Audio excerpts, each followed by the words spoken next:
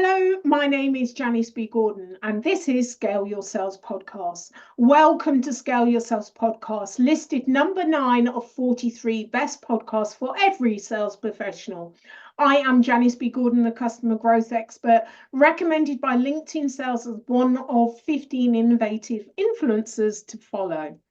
In today's episode of Scale Your Sales Podcast, my guest and I talked about founders and how quickly founders want to jump off from the sales and bring in someone instead or move to outbound sales.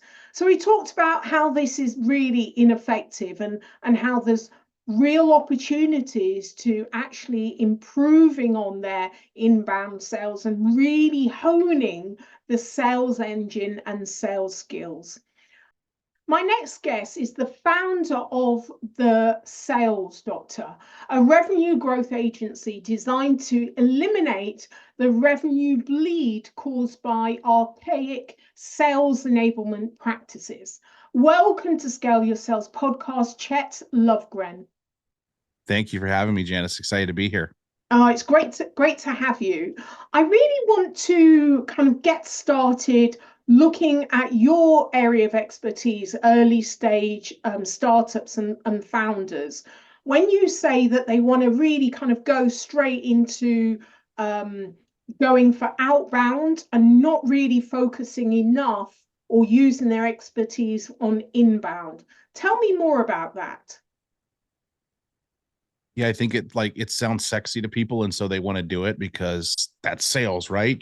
We go outbound and we build pipeline, but I don't understand why a lot of founders want to do that, because outbound takes a couple different things. Number one, the conversion rates are really low, and so run the data and see if there are other ways that time could be spent developing a channel partnership. If you have investors, tapping into your investor network, tapping into portfolio companies that they might have at certain VC firms if you're funded, that might need your product or your service. It just doesn't make sense, because especially if you don't have salespeople and you're a founder yourself and you're doing your sales, like the amount of activities that's needed to really get to one close, one deal is so much outbound activity that has to happen because of the conversion rates. So unless you're going to supply a team, but then again, right now you're eating into you're increasing your burn rate, you're eating into your capital. And so there's so many other ways to make money. And I have a very skeptical viewpoint too, that a lot of people don't like, because they're like, well, you've never actually founded a SaaS company before. So people hate when I say this, but if you don't have a decent inbound funnel, then guess what? Maybe nobody wants what you're selling. So if you can't focus on the right, and there's so many agencies out there now, there's so many overseas agencies, people that are experts that'll work for very little. So you're not spending a lot of money, but getting a lot of results when it comes to even automating some email marketing, on-page, off-page SEO, simple things. So I'm just populating higher when someone is searching a relative thing associated with my product or service on Google, first and foremost. Secondly, creating content. People say creating content is hard. Creating content is not that hard. Creating content is hard because you don't know how to do it yet. But when you actually figure out how you can spend 1 hour a week creating a week's worth of content, if not more, it becomes very routine and very simple to do. And pretty soon now you're repurposing your content. You have content on LinkedIn, TikTok, YouTube Shorts, Instagram, but that's all stemming from that 1 hour that you spent. I'm sure when you record these podcast episodes, you're coming out with 2 to 3 LinkedIn posts, a couple short form videos for TikTok, Instagram, YouTube Shorts. You could post those on LinkedIn as well. Quote cards for Instagram, long form video for your YouTube page. Like there's so much you can do from just this one conversation. Transcribe it, write a weekly newsletter article about it, make that a longer form, put it as a blog on your website. Tons of different things that you can do. Operationally, it's tough if you've never done it. I've been doing that for quite a while. So for me, it's like a snap of a finger. But go to Fiverr, go to Upwork. There are plenty of people that you can pay $7.50, $8 an hour to help you do this stuff, who do this stuff for other people. Copywriters, podcast producers, blog writers, all that kind of stuff. And so I think there's just so many better things we can do than just saying, I need to grow, so let's go outbound. It doesn't make sense to me why people are so quick to want to go to outbound. It's grueling emotionally, physically, mentally tough work. I'm tired if I have to outbound at the end of the day. Like, I don't want to go to the gym. I don't want to play with my kids. I want to sit back and watch TV. I'm like, I just want to check out. I just made 128 dials and got told no 8 times, right? It's exhausting works. It's a lot more fulfilling to collaborate with others, build things, and then see those results happen, as opposed to just being out there on your own, making a bunch of dials, trying to build pipeline. I thought it was interesting what you said, that actually they haven't necessarily got proof of product yet, and they're wanting to jump. It's like bright shiny object, kind of like jump elsewhere before they've got that. Unless you actually have a tap of potential customers that you can turn off and on, really you don't have your engine in place as yet, and that can take quite a bit of trial and error. But rather than jumping off thinking that you're going to get more just because you get more leads, but they're not great quality leads, you haven't done the research, all of that, then you haven't really got a business system, a sales system. Without a sales system, then you haven't really got a business with revenue that you can sustain. So it's really interesting, because I have worked with quite a few kind of on accelerator programs on the sales side and coaching founders. And the reason why I picked this up, because it really resonated with me. So often founders start a business, and what they want to ask me about is how they can recruit salespeople. And it's like, hold on a minute. Yeah. You're the salesperson. You need to understand the engine of your business, So whether you like it or not, you need to start getting great at sales. Then, only then, can you train somebody about your unique market, that what your product does and how it benefits your customer. You already instinctively know all of that because you created it. But someone, just because you think they're good at selling, isn't necessarily going to be able to sell that to someone else unless you have the engine that you've tried and tested behind that. So I think it's quite interesting you're experiencing that. People just quickly want to jump off and hand it over to someone else, whereas that's the gold. Yeah, people have 15 customers. They get $2.5 million in funding. The first thing we want to do is go hire a founding AE. Why? And then for every salesperson you hire, you're gonna have to hire a support person or customer success person as well. So not only that, but if somebody's selling the deals, who's going to support them?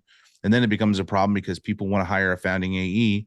It's not really clear cut defined what's going to happen once we sign a customer up. And then basically account management becomes part of that AE's job. And they're like, I didn't sign up for this. I thought it was an AE. You know what I mean? Like I'm not setting up admin instances of the software and doing kickoff calls and all that. That's supposed to be customer success. And I'm not answering calls when stuff breaks. That's support. But, oh, we didn't think about that. Oh, now we're even increasing our burn rate even more.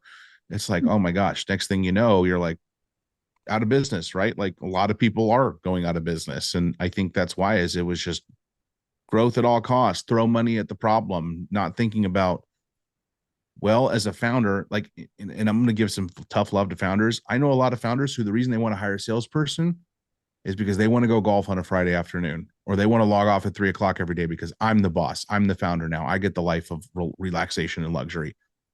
Sorry, Charlie, but if you're not at, 50 million in ARR right now, you're not there yet. You haven't made it. That's a cute little 10 customer pipeline you got, you know what I mean? But you got a long ways to go. And I think founder hubris is a really big thing where founders are like, I'm the boss now. I shouldn't be doing the heavy lifting. No, until you're Series B, you're probably going to be doing a lot of the heavy lifting. Like until you've raised a significant amount of capital, you have an incredible run rate, you're bringing in tons of revenue, you have a sales team, CS team built out, marketing's on firing on all cylinders. No, you're in this for the long haul. You are the owner operator. I mean, there are restaurants that make $1.5 million a year, and the guy or the girl who was the chef who opened the restaurant 20 years ago is still in the back of the kitchen cooking the food, right? And not enough people, I think people, especially in SaaS, look at founder, they feel like that's not, that's not sexy or luxurious to be able to do that. Like it's not a good look if a founder is out there doing their sales. Well, no, that's what it should be. That's how a healthy company runs lean and keeps growing and doesn't burn all their capital. 20 VC, All In podcast talked about that with extending your runway, basically. If I have $2.5 million and I want to hire 2 sellers and a support person and a developer in America, I probably have a year of runway. If I hire a developer overseas and maybe a marketing person at an agency ad hoc, and I continue to sell, I just extended my runway by about 18 more months. Now I have 2.5 years of runway. And it's all about how much runway do you have. And when you do outbound, you're not giving yourself, you have to have a ton of runway, or what I also call investor patience, to be able to do that, because the results aren't going to come in 2 to 3 months. It's a 6 to 12 month program at a minimum before you really start seeing the results you think you're going to see. Yeah, and I was going to say, before you added at a minimum, and especially now in this environment, people are so much more cautious. But why do you think it's particular to the SaaS founders that have this kind of mentality that, that's not my role, and, they want to kind of kick off and be the boss? Whereas you've just given an example of someone that started a restaurant business and they're still in the back of the kitchen, they're still cooking 10 or so years later. Why is there such a different mentality?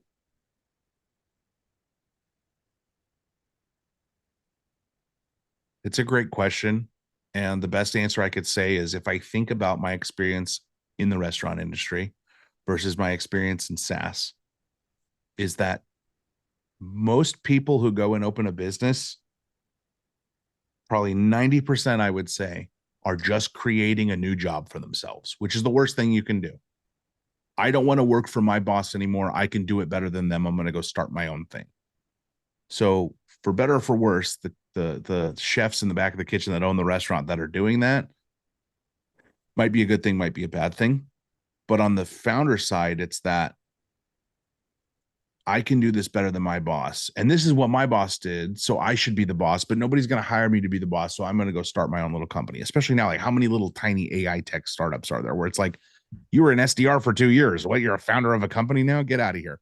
And not that people would put their money and their life in that person's hands, but I'm even seeing people that, maybe they've been in the business for 8 years. They had a director of sales title, or maybe a VP of sales stint for like 18 months somewhere. And they're like, I could do better than our founders. I'm going to go create a product. But because they didn't have any support, or because their founders or CEOs were off in Thailand for a week at a time, not answering calls, they think that's what a founder should be. They think a founder is Mark Zuckerberg or Elon Musk, and those people are off doing podcasts. So Joe Rogan, and they're, you know what I mean? Like doing Muay Thai in the afternoon and fighting in competitions like Zuckerberg is now. And they think that's what their life should be. They don't think my life should be, oh, I'm still going to be tied to a desk about 60 hours a week, actually 40 hours a week, but also now 60 hours a week, because I'm a founder and I have 9 million other things that I'm responsible for, as opposed to when I was just an AE or a VP of sales or a VP of CS or a CTO at a company, right? They see what their founder was doing at a successful company, in some situations, like a much larger funded and revenue generating company than they were at. And they think that's what I should be doing, because that's what my boss was doing. All they do is become their own boss. And that's the worst job you could ever have, being your own boss and creating your own job. And so I think that's part of what it is I see what I see from my boss and how they live. Yeah, but what's the context around that? You're working at a Series C company that's bringing in, 250 million in ARR. That's a little different. You're not even bringing $250 a month. So that's why, your boss went on a week-long vacation to Ireland. That's why it worked that way. So I think that part of it is just like sales managers, right? Most sales managers forget that they're no longer responsible for the job. They're responsible for the people responsible for the job. So they just keep doing the job. And I think it's the same thing when people move into founders and SaaS, is they just do what they've seen. They don't actually have a good view of like what startup founders need to be successful, or that insight on what it took. Yeah, and I think it's certainly that resonates with me in my experience. We gain a lot of system knowledge, business knowledge, experience from the larger companies we've worked from. We break away and we take with us that kind of big company mentality think. And we think that that's how we're supposed to have a small business and create systems around that. And actually, what I talk to my CEOs and founders about, several things, but one thing is looking at your customers. You've got to be clear about your customers, what their expectations are, what customer success really looks like. and understand what their, not only their needs, but their wants as well, and in particularly their priorities. If you've got all of that landscape completely covered and really in deep dive into that, then you work back. Then you work back. You work back at, okay, well, what do I need to be? What is our culture? How can we consistently provide that? What does, even changing the product, how do we need to change this product in order to meet the needs of, we know there's a significant group of people that have this characteristic, and we've gone really deep. Now we work backwards. Forget about the big company systems. Let's just work backwards with what are the wants, needs, and priorities of this group of customers. And you design it from that point of view. And it means you've removed all of the blocks that you would have put in place and barriers, because you're not starting from the big company mentality. You're actually starting from who's most important here: the customer, the buyers, and what they want and what their priorities are. Yeah. And then not enough people have seen that play out. And again, to the restaurant analogy, most people that are chefs worked around other great chefs who started restaurants. Every chef I've ever worked for knew what they were doing because they saw another chef that were doing it. And a lot of those chefs were then owners. And then as they moved into a sous chef position, they started getting some of those business things that restaurants had to do under their belt. Oh my gosh, this is how I create relationships with suppliers. This is how I create relationships with service people that are going to come and clean my kitchen hoods once a month, and the people that are going to come and clean the restaurant floors every single night. This is how I hire people. This is where I can hire people. I use Indeed locally, or I don't know, is Craigslist still a thing? But right, like you start to learn the higher you climb up, to the point where, since those are not as far removed as someone who is an AE or director of sales at a big company, or even a medium-sized company, if you're thinking about, tech and how many employees, 250 to 100 or so, you see a lot more on how to run things. And typically, restaurant owners, the things they do differently when they want to go open their restaurants, because they have their own ideas or concepts around menu items and what they want to serve. I know a guy in Toronto who's got like a Japanese soul food fusion restaurant, and the menu is so creative and so cool. And I was like, what did you do before this? He's like, I worked in French cuisine for a decade, and it became so boring to me that I said, what are the two craziest types of cuisines that I can combine together that are going to taste good? And I found that, like, basically, like soul food from the South, when I spent time in like Louisiana and Alabama, and Japanese food merged together were incredible. I started playing around with things, and so his concept just grew. And now he's got like 5 locations across Canada of this. It's not like fast casual, but it's not fancy either. It's like you can literally go in and they serve things in a plate with a nice little checkered liner, right? But he knows how to do all the things that he knows how to do because he worked for an owner operator head chef, and he learned the business. Here's how I set up relationships with suppliers and distributors. Here's how I do accounting, because I'm actually entering in inventory counts and expenses and invoices.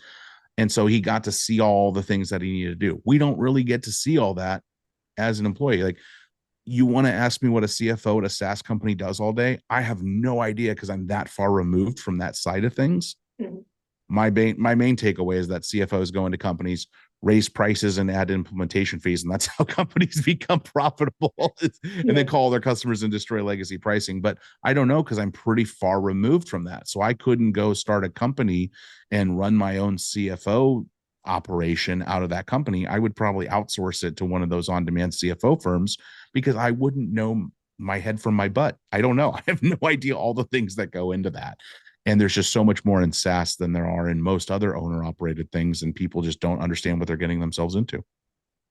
Yeah, I mean, I think that's a great point. We have apprenticeship schemes here, and that's kind of very much learning, going up the ranks. Okay, I want to switch it up now and talk about how do you know you've got the right people on the team? Because we've talked about all of the different roles and everything like that. So, just looking at it from making sure you've got the right people in the right seat as you scale and grow.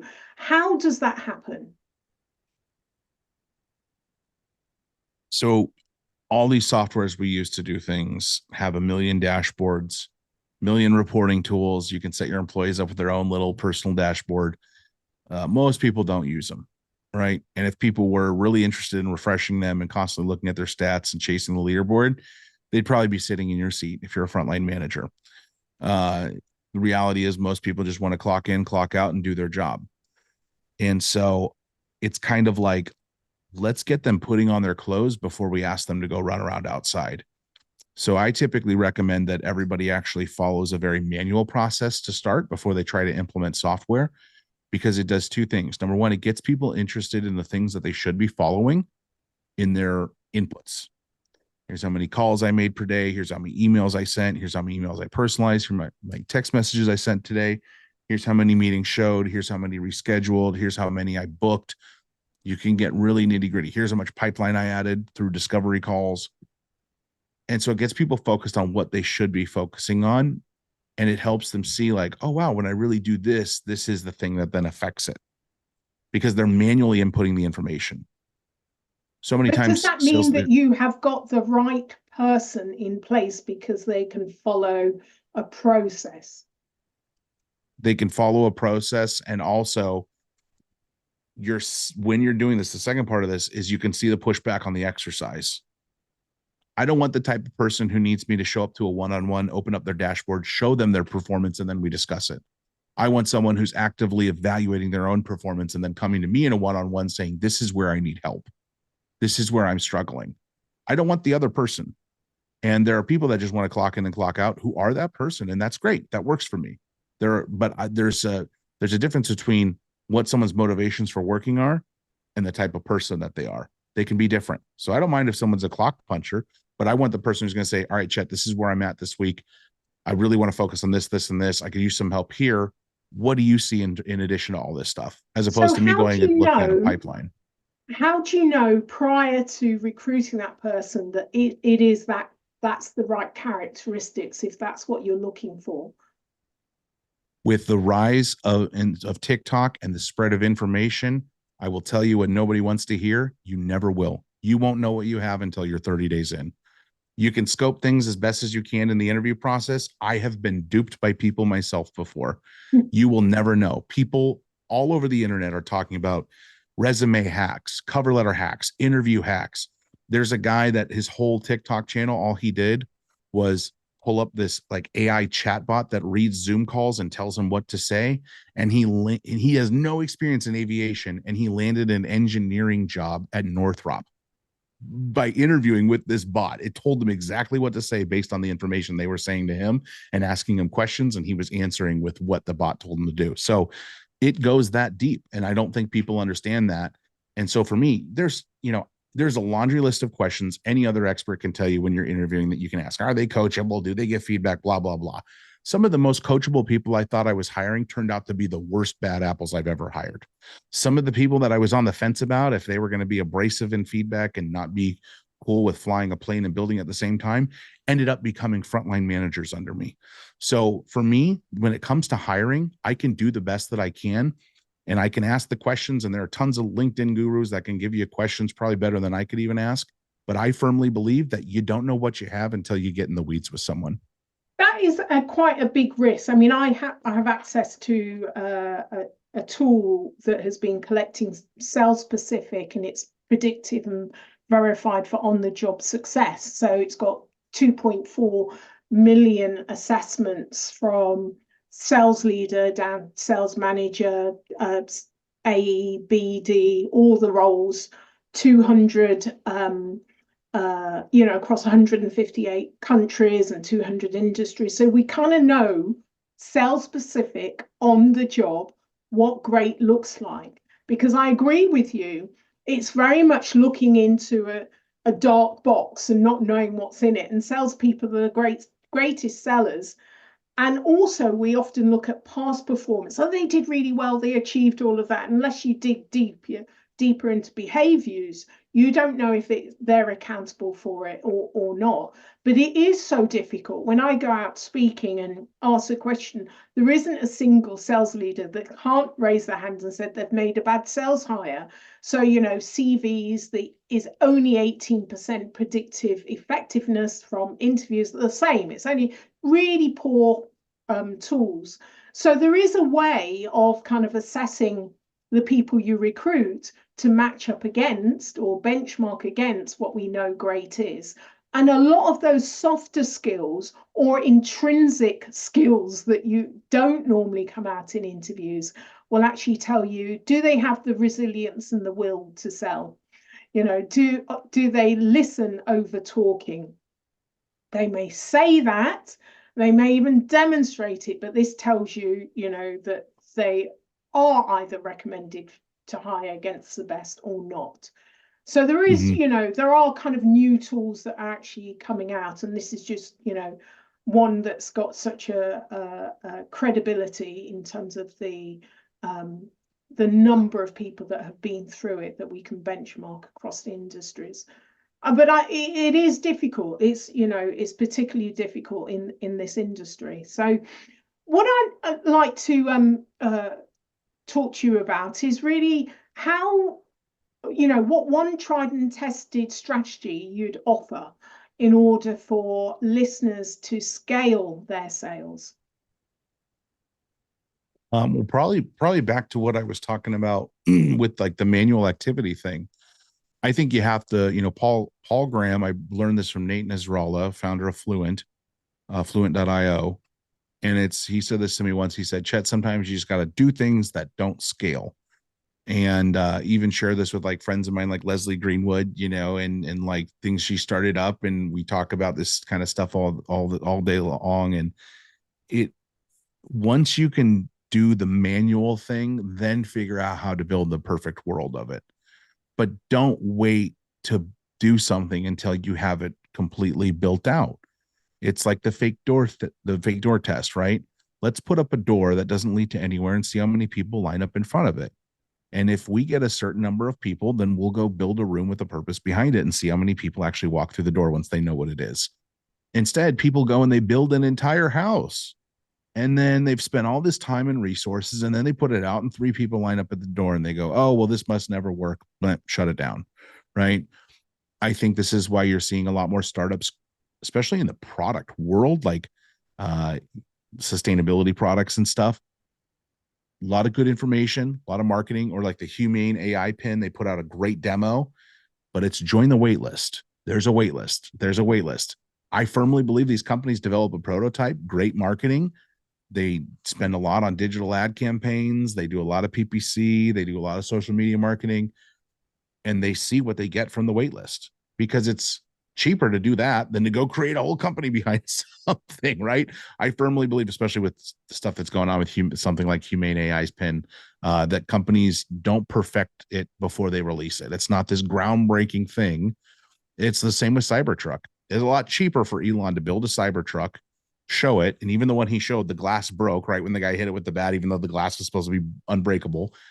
But it was cheaper to do that and then see how many people wanted to go buy $100,000 electric Back to the Future crazy looking truck than it was to go start producing 10,000 Cybertrucks and release a line. And once he said, I got the right amount of people, and then sales at Tesla would call those people and get deposits. Once I started getting enough deposits, I proved the model. Now I'm going to go actually start making this thing. It's the same thing with the new Tesla Roadster and why it hasn't come out yet. And I think people that are attuned to those kinds of founders that are successful are looking at them and going, I should implement something similar. So I'll give you a great example. I tried to do like I have one of my biggest SKOs and like workshops that I do is around sales leadership. And I said, why don't I package that for individuals who might not work at these companies that I'm able to work at and work with? And I put it out online. I put up a wait list, and I said, if I get 30 people to join the wait list, then I could bet 10 will sign up, and that's one cohort. I got about 22 people. I decided not to do it because I didn't hit my number. And I thought, based on conversion of what I know from waitlist to attendees, based on the price point, I don't want to do a cohort of 5 people. That's just not going to be worth my time from a monetary perspective. It's not going to be worth their time because I won't have the energy or the gusto that I thought I would have if I double that amount. But better to do that than to go build out the whole entire thing and the whole web page and the whole this and the whole that. Absolutely. And then launch it. And then everybody says no. Like I know people that build these entire founders playbooks. They get 2 people to buy it. And I'm like, that's what you just worked on for half a year. You know what I mean? Like would have been nice to do some marketing around it and just see how many people signed up. So Do V1 of the thing, don't build the whole thing, do things that don't scale, let it be manual, and then figure out how to implement all your automation, your tiny points along the way. Absolutely. Absolutely. Okay, Chet, how can listeners get hold of you? Yeah, LinkedIn is probably the best place. You can look me up, Chet Lovegren, Lovegren, and I'm there. I'm fairly active. Yeah. Lovely. Well, it's been an absolute pleasure. Thank you so much for being a guest on Scale Your Sales podcast, Chet. Thanks for having me, Janice.